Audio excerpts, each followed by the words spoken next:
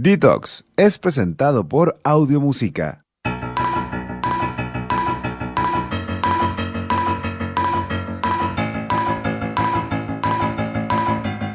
Comienza ahora por la Z, Detox, una invitación a dejar las etiquetas de lado.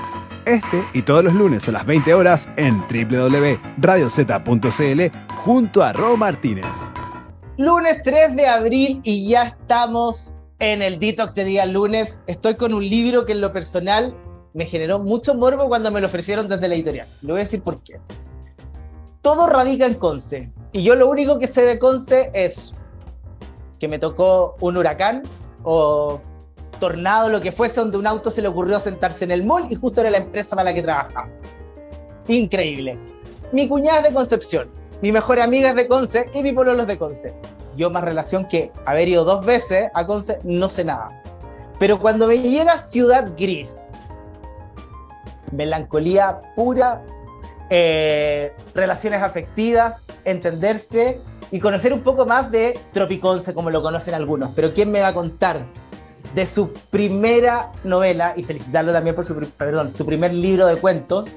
Es Ignacio B. Morales, que ya se encuentra acá en Detox de día lunes. Periodista, penquista, ha trabajado su vida en la literatura, diarios y demás, es colega por lo demás, así que felicidades por tu libro, porque primero me entretuve mucho, después ahí me vais diciendo si podemos hacer spoiler o no, pero encuentro muy entretenido y muy enigmático Conce. Por eso quise leerlo.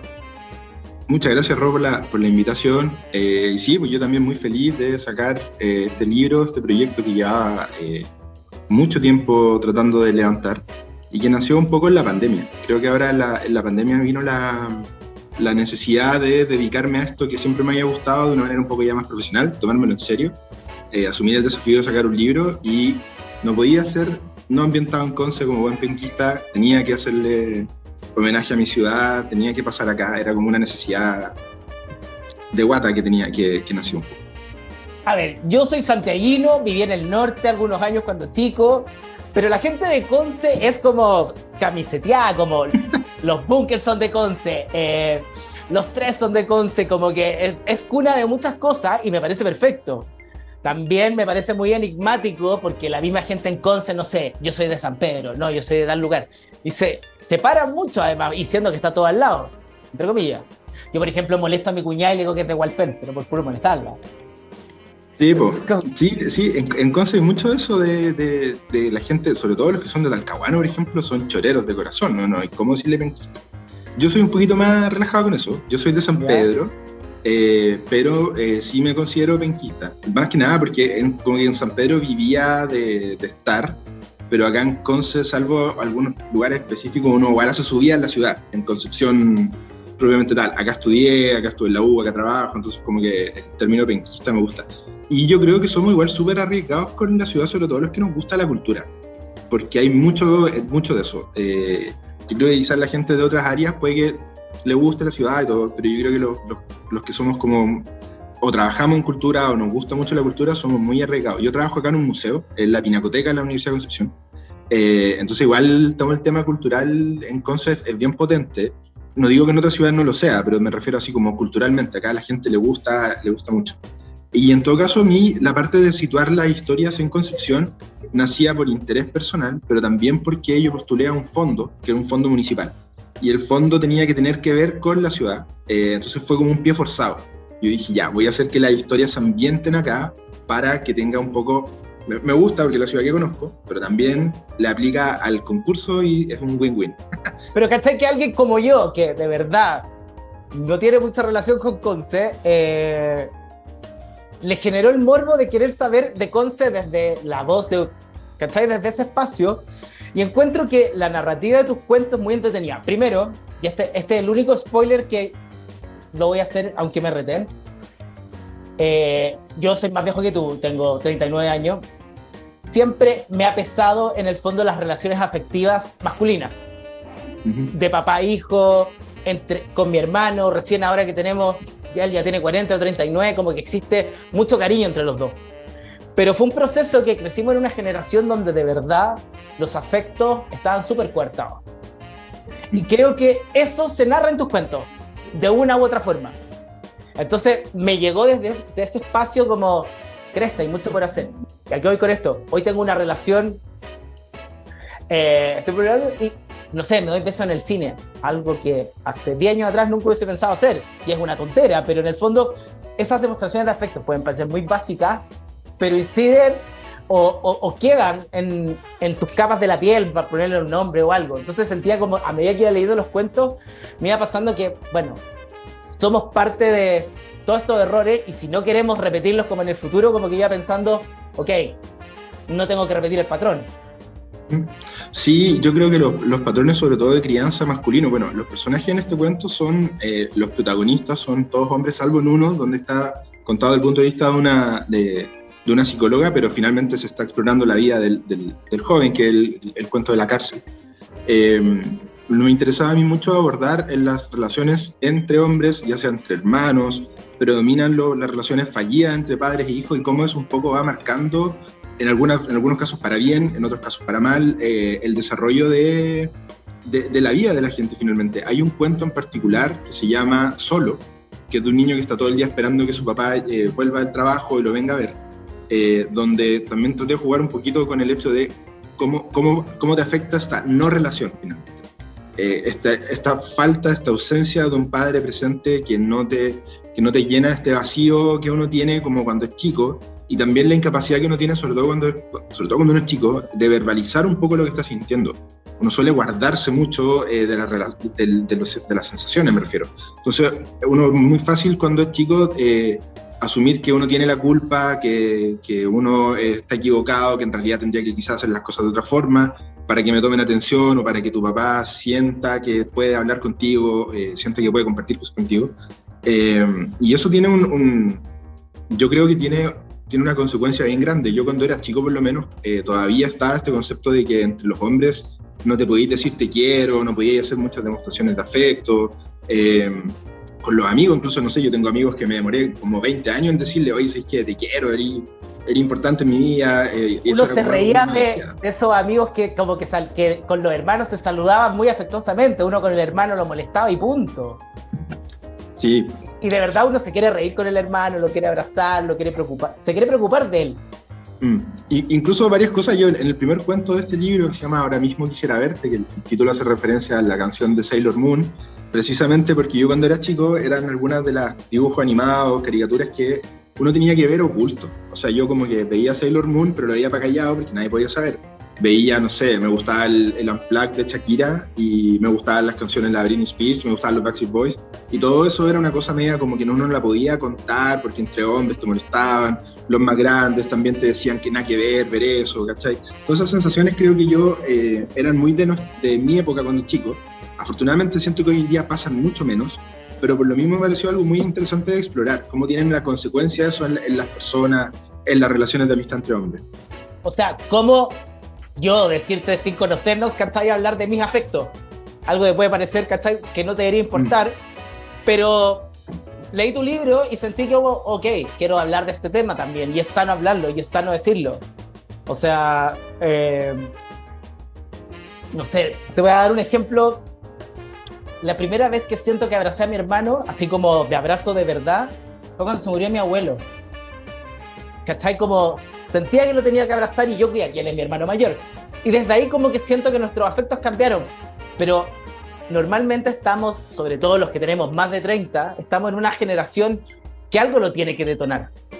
Y en general siempre es un problema o es una pena. No es desde la alegría, porque si fuese de la alegría es mucho más sano también. Entonces, sí, de hecho, te iba a comentar que varios de estos cuentos también tienen mucho relacionado con el tema de la pérdida, con el tema de la pérdida de algún ser querido que era muy significativo para ti, y cómo eso te deja un poco en el limbo. Los personajes del último cuento de Matías son dos hermanos que su vida está lastrada por la presencia de un padre violento y ausente, pero también por la pérdida del abuelo, que era la figura paterna que ellos tenían y con quien se relacionaban. Y aborda un poco la desconexión que hay entre ellos dos, como no pueden hacer algo tan simple como sentarse a conversar, sentarse a hablar de sus problemas de manera sana, de manera concreta, sentarse y decirse te quiero hermano, ¿qué te pasa? Yo te escucho, yo te apaño. Como que no pueden hacerlo. Crecieron en un formato de familia en el que eso no pasa, ¿cachai?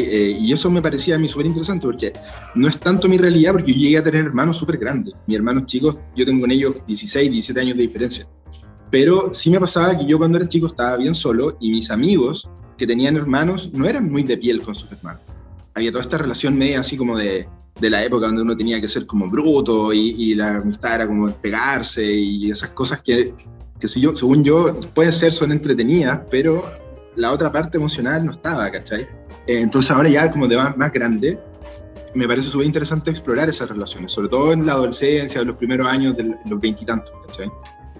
En todo, o sea, a mí me pasa en el trabajo, como que siento que es súper importante también, sobre todo cuando estás con tu equipo, como preocuparte de hablar de tus emociones. No digo andar llorando, pero a veces como, ¿sabes que estoy triste por tal cosa? O estoy feliz y quiero estar feliz con ustedes, no sé, les traje dulce, estoy inventando. Pero el hacerse cargo de las emociones también mejora mucho las relaciones. El decir lo que le pasa al otro, sea tu papá, sea tu hermano, putearse, digo yo, pero a veces guardárselas, no, ya filo, no, es mi papá, no voy a pelear. Me pasaba con muchos amigos. Sí. Y ahora que tienen 40 años no los van a ver los domingos, y después están todos llorando el día que les toca estar en urgencias porque el papá está en las últimas y no aprovecharon el tiempo. A veces siento que es bueno enfrentarse, confrontarse, porque pasó, y yo creo que pasa también más en regiones por un tema natural, como que la hombría era algo súper como de figura,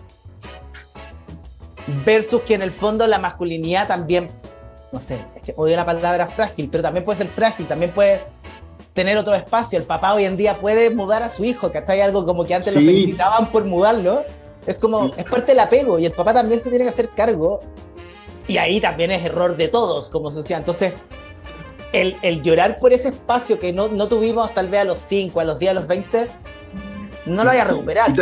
Y también bueno, de algunas obligaciones que te ponen no solamente tu familia, sino que medias sociales, como por ejemplo, yo crecí con papás separados, entonces yo de repente contaba a los 13 que yo vivía con mi mamá, entonces había automáticamente alguien X te decía, entonces eres el hombre de la casa, tú tienes que cuidar a tu mamá, y todas esas cosas que como que, ¿cachai? Prejuicios que por ser hombre uno cuando chico estaba muy, te los decían, son comentarios que podían ser al voleo, pero igual uno te generan una sensación como de una responsabilidad que uno no debería tener. Sería un niño, ¿cachai? Tenís 13 años, no deberíais ser responsable de nada más que de tus cosas. Entonces esas como obligaciones que te metían igual son súper dañinas. Hay un personaje en el libro que me gusta mucho, que se llama Marcelo, que es el personaje de un cuento que se llama Letargo, que él trabaja como auxiliar en un colegio, y él no habla con nadie, tiene una vida totalmente arisca, porque todas las cosas que a él le pasaron él las tiene guardadas, ¿cachai? Es como que hubiera abierto una caja, guardó todas las emociones y las tiene ahí, y vive el día a día casi sin emociones, como de la casa, con comida congelada, ¿cachai? Calentada, va al colegio, trabaja, vuelve y todos los días son iguales. Y finalmente llora solo, hace su pena, la deja salir solo cuando está como en su espacio más íntimo, y tiene miedo de generar relaciones afectivas con cualquier persona por el miedo de que resurja. Y yo creo que ese tipo de personas que existen hoy en día, y hay muchas, pasa mucho porque cuando eran chicos no les enseñaron o nunca pudieron expresar exactamente lo que sentían. Tuvieron que guardarse, tuvieron que trabajar quizás desde una edad muy temprana, y creo que ese tipo de cosas son súper interesantes de explorar, sobre todo en la literatura, cuando uno tiene espacio de crear un personaje desde cero.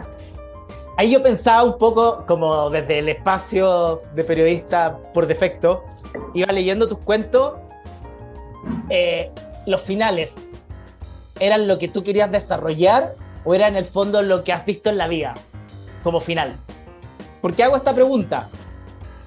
Porque en el fondo hay algunas historias que no sé si el desenlace hubiese sido ese. No sé si me explico con la pregunta un poco rara. Sí. Yo creo que, mira, traté de jugar igual con las expectativas para ambos lados. Me ponía a veces desde el punto de vista de quién va a estar leyendo esto, pero también desde el punto de vista mío. Ahí con mi editora, con Constanza, que fue muy importante para el desarrollo de estos cuentos,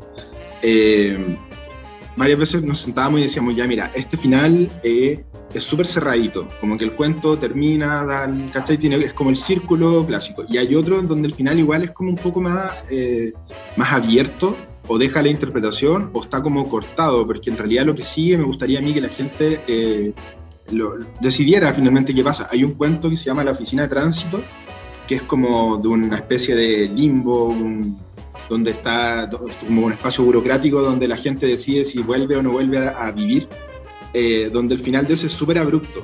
Y también lo conversamos bastante, porque llega, no lo quiero spoilear, pero llega hasta un punto en el que la historia se corta y no continúa, precisamente porque yo creo que hay tantas formas posibles de continuarlo que elegir alguna sería como muy arbitrario de mi parte. Me gusta que quede ahí, ¿cachai? Como, y uno dice, ya, yo creo que va a pasar esto, yo creo que va a pasar esto otro. Y también me inspiré harto leyendo literatura de ahora. Creo que antiguamente, cuando uno lee los cuentos clásicos, sobre todo de la literatura hispánica, latinoamericana, los cuentos tenían una tendencia a ser súper cerrados, ya sea como, me refiero como emocionalmente súper cerrados. Y hoy en día, al leer yo sobre todo autoras de esta época, no sé, chilenas también, Constanza Gutiérrez, Paulina Flores, son de hacer estos cuentos así que quedan como, pum, el final, y uno dice como, oh, qué desagradable que haya terminado así, pero no porque no me gusta el cuento, ssino que porque la historia siento que le faltó a Constanza Gutiérrez hay que golpearla, lo digo con cariño, porque ya no se puede leer sus libros, con cariño, bueno. Pero a mí me gustan sus finales, porque me deja dándole vuelta después la historia, qué habría pasado, me muero por una segunda parte, pero no va a haber, entonces como que creo que eso también es muy interesante a la hora de abordar un cierre, ¿cachai? No tiene todo por qué estar dicho, uno también puede después darle su propia interpretación al cuento. O sea, yo imagínate, ya no me leo la parte de atrás del libro, ¿cachai? Como que voy a la recomendación, trato de ver cómo me conecta y voy, me tiro a la piscina. Imagínate cómo terminé después conectando con tu libro. Para que la gente sepa, acá en Detox estamos con Ignacio B. Morales, con Ciudad Gris, 8 cuentos en la gran ciudad de Concepción, hablando de todo, de los 8 cuentos, los vamos a ir después nombrando en el segundo bloque, cuáles son los cuentos, etcétera. Pero nos hemos detenido bastante tiempo en el punto sobre cómo se han diseñado las vidas, y sobre todo cómo se han diseñado las vidas masculinas del padre ausente, que aquí yo tengo una pregunta personal, ya que me dijiste que creciste con papás separados. Y sorry si es muy personal, pero es para entender. ¿Tu mamá era la de que los justificaba a los papás? No va a venir porque no puede. ¿O era la que, ¿sabes qué? Porque tengo amigas que llevan al hijo, mira, me da lo mismo si tienen que trabajar, trabaje con el computador y el niño al lado. Y le toca esta semana. Y los cabros chicos van para allá y para acá, pero por lo menos ven a sus dos papás. Entonces, el papá ausente tal vez puede ser como de espacio físico, pero no ausente, ¿cachai? Cuando tiene que estar. No sé, pregunto. No, a mí me tocó, de hecho, más fácil de diferenciar, porque yo tenía papás ausentes, pero mi papá, desde que yo tenía como 7 años, vivía en otra ciudad. Entonces, la relación era mucho más esporádica. Mi vida era con mi mamá, ¿cachai? Yo estaba con mi mamá toda la semana, y no puedo dejar de mencionar que también yo tuve una presencia muy grande de mis abuelos. Mis abuelos fueron como muy importantes para mi crianza, porque con ellos pasé mucho tiempo. Bueno, en los cuentos también traté un poco de entregar esa sensación, como yo crecí con una mamá que trabajaba todo el tiempo, que ella tenía que parar la olla, como se dice, ¿cachai? Entonces su pega obligaba un poco a que yo tuviera que pasar tiempo con la familia que me podía cuidar en ese tiempo, que era mi abuelo, y creo que esa relación fue súper importante para mí. Y bueno, llegando un poco también dándole la vuelta a la literatura, yo me gustó leer desde chico por influencia de mi abuelo. Mi abuelo tenía un libro en la mano siempre, a él le encantaba leer, y algo muy personal para mí es que mi abuelo materno, mi abuelo Danor, él quería ser periodista, pero nunca fue periodista, y él también quería escribir y nunca escribió. Entonces para mí, como haber sacado la carrera que saqué y ahora estar sacando un libro, es como un poquito llena esas cositas que él dejó sin poder hacer, porque mi abuelo falleció hace un par de años atrás.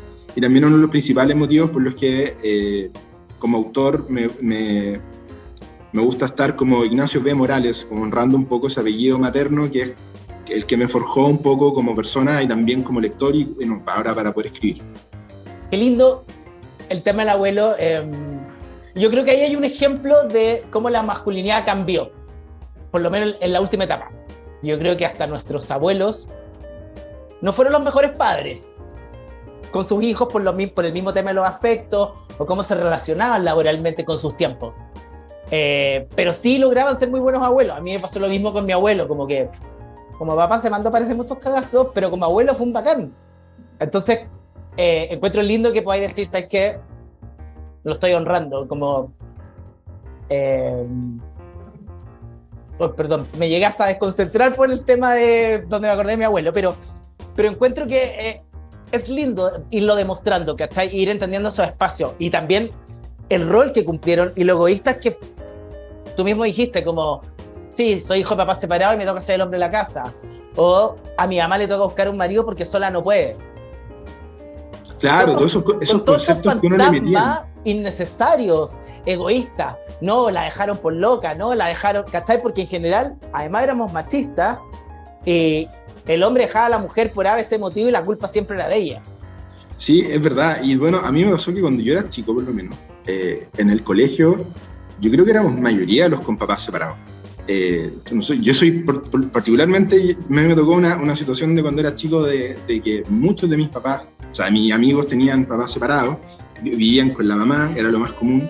De hecho, creo que a los amigos que mantengo hasta el día de hoy, creo que tengo 2 o 3 amigos que tienen como su familia constituida tradicionalmente, ¿cachai? Todos los otros están como sus papás se fueron o la mamá se volvió a casar o todas esas situaciones que pasaban. Entonces era un tema bien de mi generación, pero un tema que me tocó ver muy como en primer plano de chico. O sea, me pasó que muchas veces fui a la casa de amigos y mis amigos tenían un formato de vida bien similar al mío, ¿cachai? La mamá trabajaba, el papá no estaba en la película, entonces como que era un escenario en el que yo no me sentía tan extraño.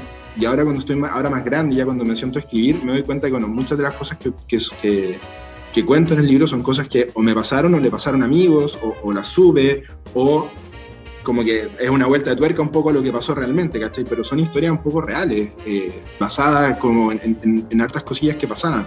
Yo tuve un niño que conocí en el colegio cuando era chico, que es como el que inspiró el cuento este que se llamaba Solo, porque era un chico que vivía en un lugar bien acomodado en Conce, que tenía piscina en la casa y tenía cancha de fútbol y tenía en ese tiempo, estamos hablando que el Play 2 era como la gran novedad y el único que tenía Play 2, y él cuando nos contaba siempre que él estaba todo el día solo en la casa, ¿cachai? No, estaba todo el día solo y lo contaba como algo súper bacán porque él podía hacer lo que quería, pero yo cuando grande ya acordándome de eso, pensaba, digo, tiene que ser súper penca ser él, porque tener todas estas cosas y tener que como disfrutarlas solo, ¿cachai? No es lo mismo estar en una piscina tú solo que estar en la piscina con más gente, con tu familia, con tus amigos, y entonces como que me inspiró bastante para poder entregar esa sensación también de que el tema material no siempre termina por suplir el factor emocional, ¿cachai?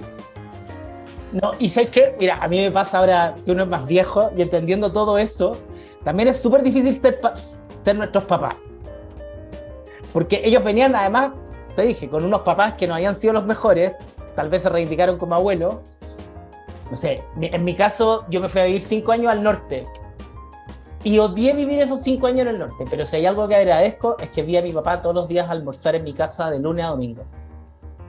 Y ese tiempo extra, hoy tú decís, es bacán, ¿cachai? Porque le conocí las mañas, sabes cómo es, sabes cómo pelear con él, ¿cachai? Pero fue una buena etapa, en el fondo, y es algo que no es común. Bueno, ahora están cambiando de nuevo las leyes laborales, esperemos que funcionen las 40 horas, también con ese fin, o sea, en el fondo entender que las familias son importantes, que el tiempo personal hay que dárselo. O sea, hay que tener ese tiempo con el otro, y el otro me refiero a todos. Claro, o sea, totalmente. Yo, por ejemplo, cuando era chico me acuerdo a mi mamá haberla visto en la mañana cuando me iba al colegio y después ya en la tarde, no sé, a las 7, ¿cachai? Y en invierno eso ya significa que las horas efectivas que pasaba tiempo con ella eran casi 2 horas, porque a las 9, 9 y media, no vaya siendo realista, a las 10 me iba a acostar, ¿cachai? Entonces como que el rato efectivo que estaba con ella era súper poco, claro, era una necesidad porque no teníamos una situación económica privilegiada, entonces ella tenía que trabajar, ¿cachai? Y yo cuando chico igual uno resiente un poco esa ausencia, pero cuando eres grande te das cuenta que no quedaba otra y que probablemente a mí me pasa lo mismo ahora, ¿cachai? Como que también tengo que trabajar hasta la hora en que estoy libre nomás, porque ¿qué voy a hacer? No hay otra realidad, ¿cachai? En ese escenario.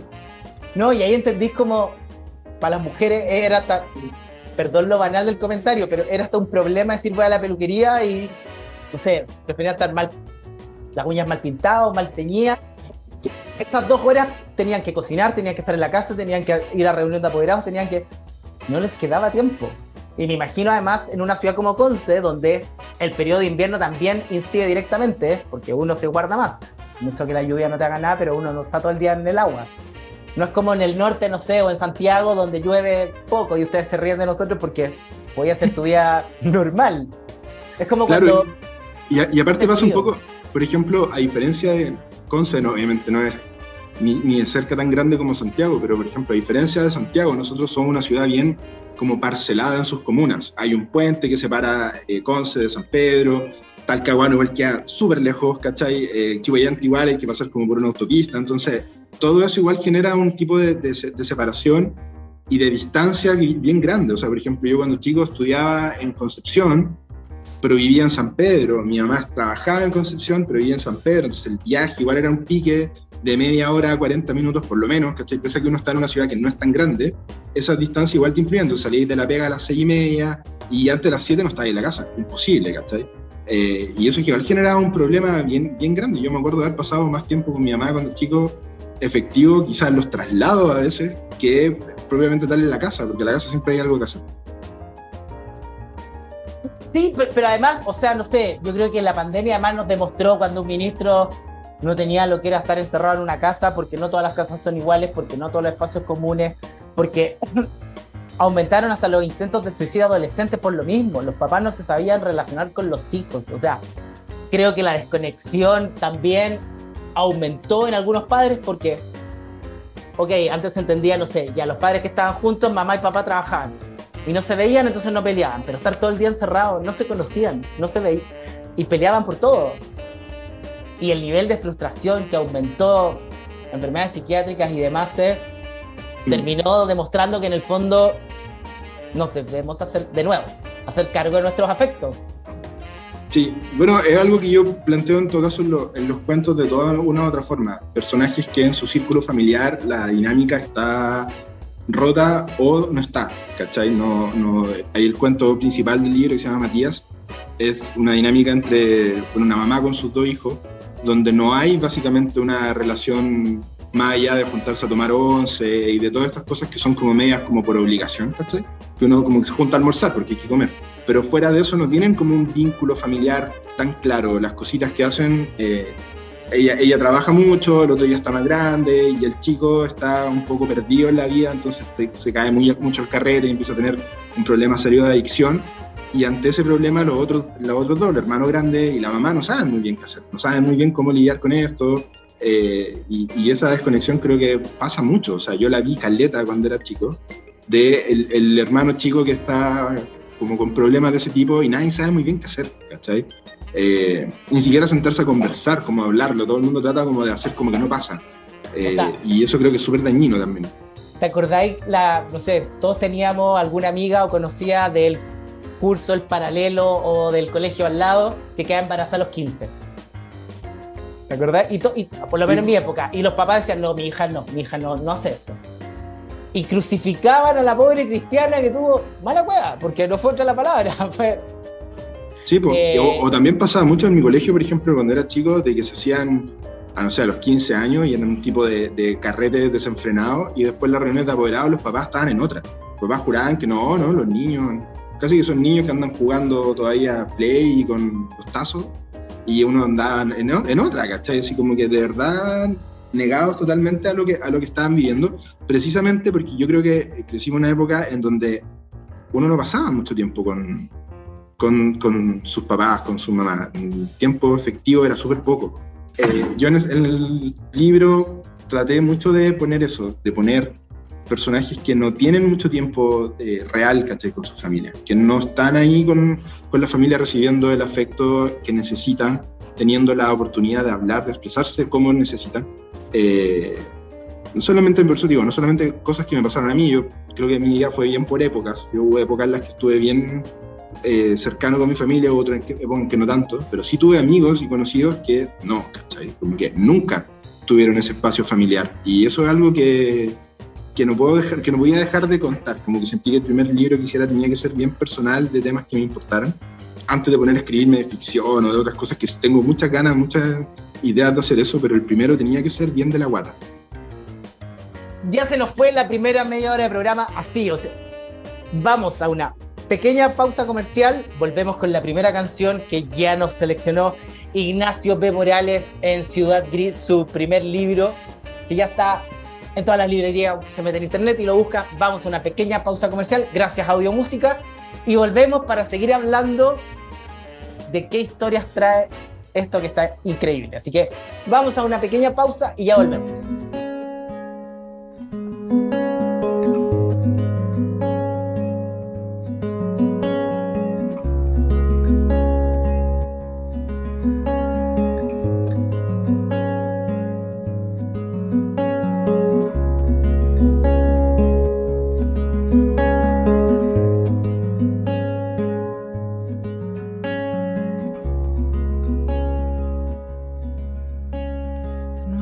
Perdí la ruta, navego por los desiertos, camino por mares muertos, la noche entera se enluta. El sol se metió en su gruta, los mares se hunden mojados. Yo soy un nervio de atados, un llanto largo y profundo. No sé por qué me confundo con tus amores cansados.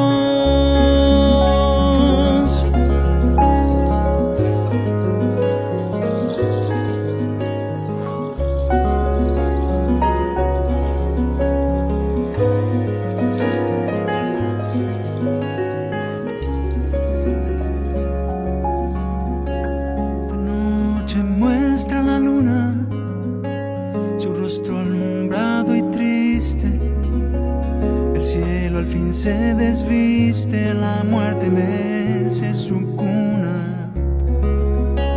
Que al fin la mala fortuna se vaya a dormir un rato, se quite traje y zapatos, se olvide de mi existencia. Que yo frente a su sentencia declaro mi desacato.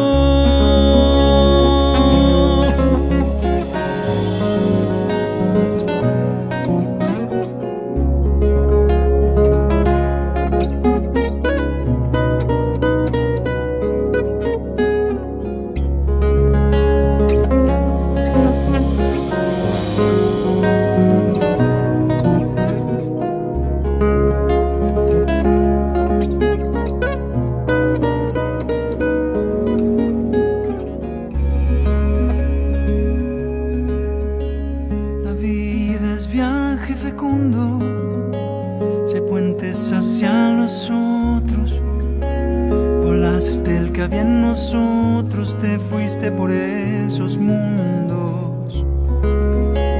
El frío cayó rotundo, tu olvido mostró los dientes.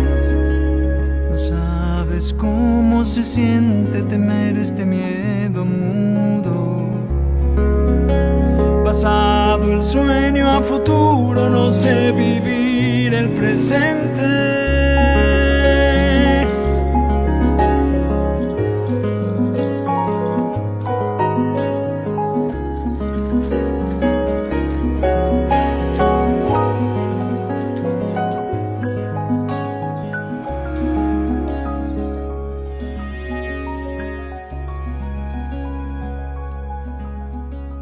De noche muestra la luna su rostro alumbrado y triste, el cielo al fin se desviste, la muerte mece su cuna. Que al fin la mala fortuna se vaya a dormir un rato, se quite traje y zapatos, se olvide de mi existencia. Que yo frente a su sentencia declaro mi desacato.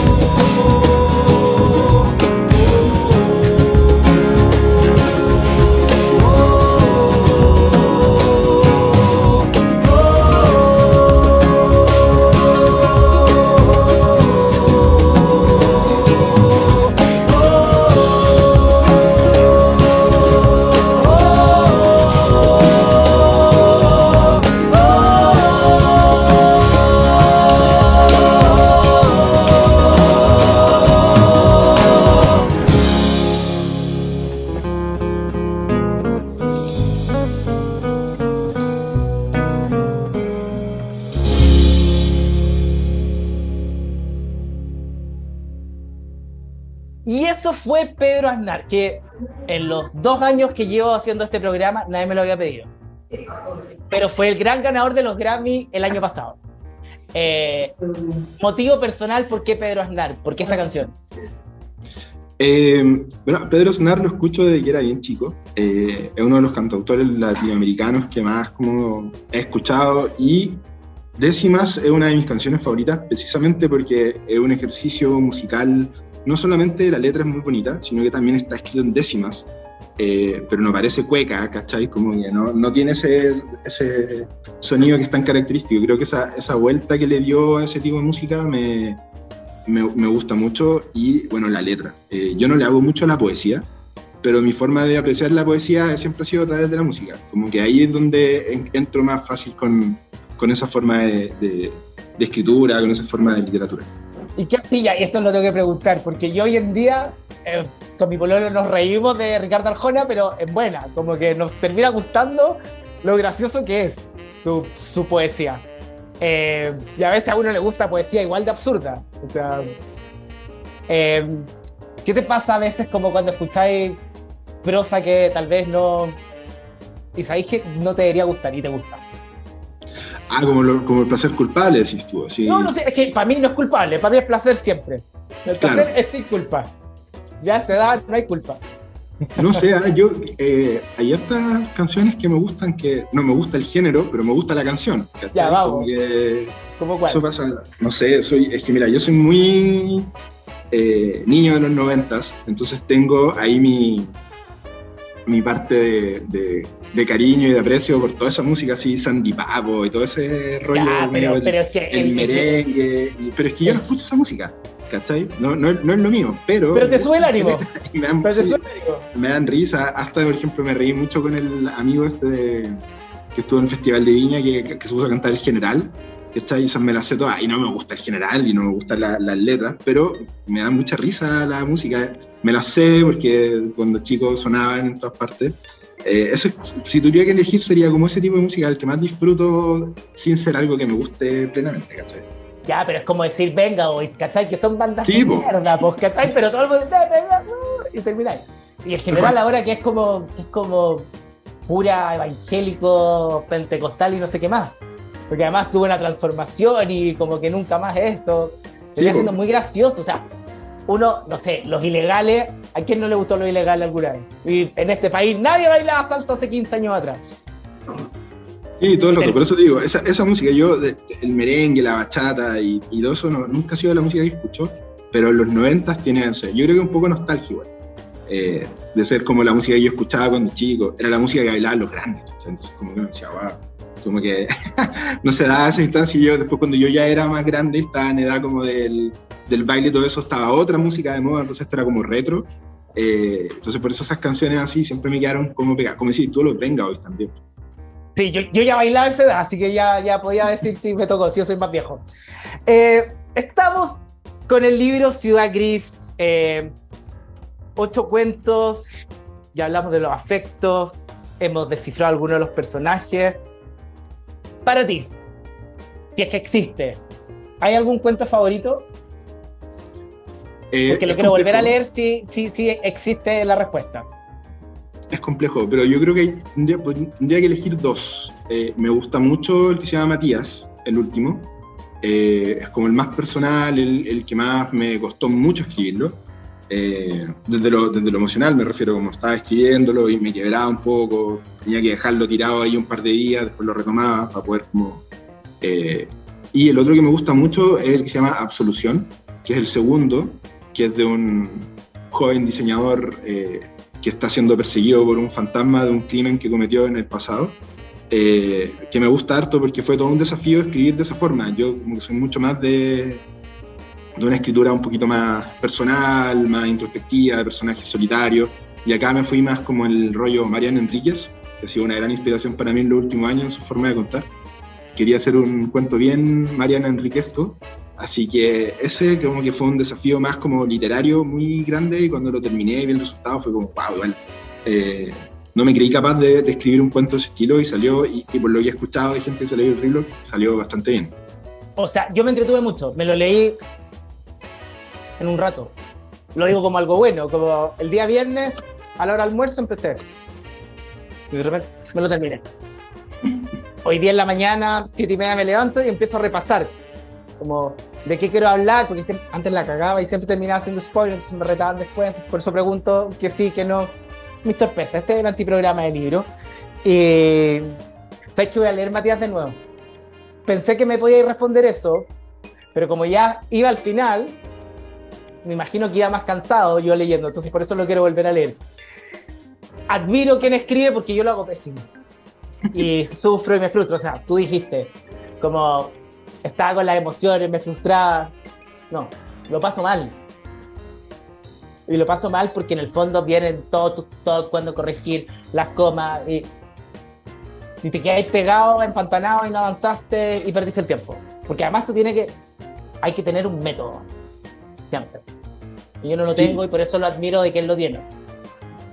Y aparte hay toda esta creencia, bueno, la gente con la que he tenido clases de literatura, yo no he estudiado literatura formal, pero he tenido talleres de literatura y he estado en ese tipo de cosillas. Siempre comentan que están todos estos escritores, o sea, la forma de escribir que es como con brújula o con mapa, ¿cachai? Con mapa es como la gente que planea el detalle de lo que va a salir, y los con brújula son como más emocionales, van agregando, sacando la historia, y yo me atrevería a decir que soy un poco como a medio camino, porque yo planeo lo que voy a escribir, pero no lo escribo, lo planeo acá, entonces me va rotando a medida de camino, se me ocurren otras cosas, se me van metiendo algunos detalles que yo pensaba que no iban a aparecer. Por ejemplo, el cuento de Matías lo tenía todo estructurado por capítulos, porque son mini capítulos, y finalmente aparecieron como 10 capítulos más de lo que yo tenía pensado. Y se me fueron ocurriendo cosas que podían ir llenando los vacíos de los personajes, explicando otras cosillas, y después, claro, la pauta que tenía se me fue totalmente al carajo, porque estaba totalmente distinto después. Además me gusta que sean cuentos, como... Voy a ser romántico con lo que voy a decir, como que de Benedetti no leía cuentos. Como no recuerdo a alguien que me escribiera cuentos en un libro por lo menos en los últimos 6 meses. No estoy diciendo que no existan, entonces me agradó además leer en el formato cuento, porque lo hace muy agradable también, sobre todo cuando, no sé, está en su casa, se quiere reencontrar con algún libro porque no le cuesta a veces leer una novela, es como yo, más disperso, este formato es perfecto. Entonces cuando alguien lo logra hacer y te atrapa. Sí, igual yo creo que hoy en día, porque mira, cuando yo me largué ya como a escribir este libro, a mí, yo leo desde chico y he leído hartos clásicos y todo eso, pero como que quería igual estar bien enchufado en lo que se está haciendo ahora, ¿cachai? Me pareció súper importante estar metido en la escena literaria actual y me puse a leer libros de cuentos de autoras, sobre todo contemporáneas, y me encontré con que hay cuentistas increíbles en este momento ahora, o sea, María José Navia, la misma mencionaba Constanza Gutiérrez, el libro Qué vergüenza, Paulina Flores, me encantó también, fue muy bueno. Diego Zúñiga también tiene un libro de cuentos que me gustó harto.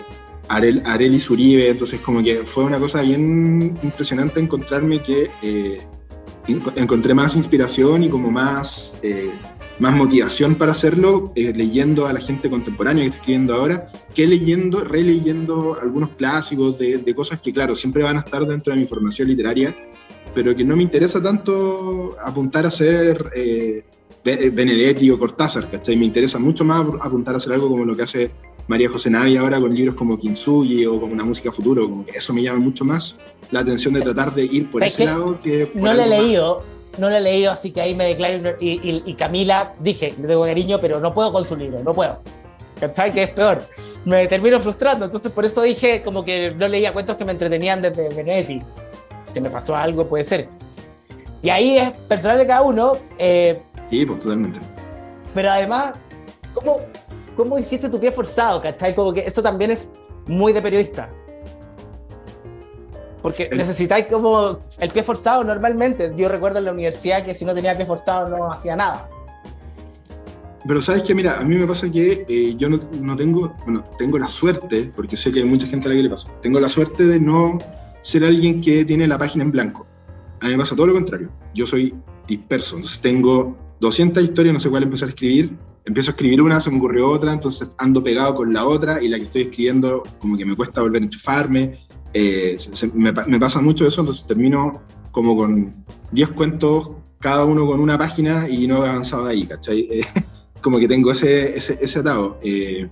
Entonces, a la hora de sentarme a escribir este libro en particular, que fue a fines del 2021, dije como ya, tengo que enfocarme y meterme de lleno en cada una de las historias, así como impregnarme en esto, audífono, música triste, ¿cachai? Cuando era triste, música triste. Llegar al mood, así como... Claro, malo, así, no sé, escuché mucho las bandas sonoras de Estudio Ghibli, que son súper tristes, así como ya, eso para allá, música clásica, metido totalmente en cada cuento.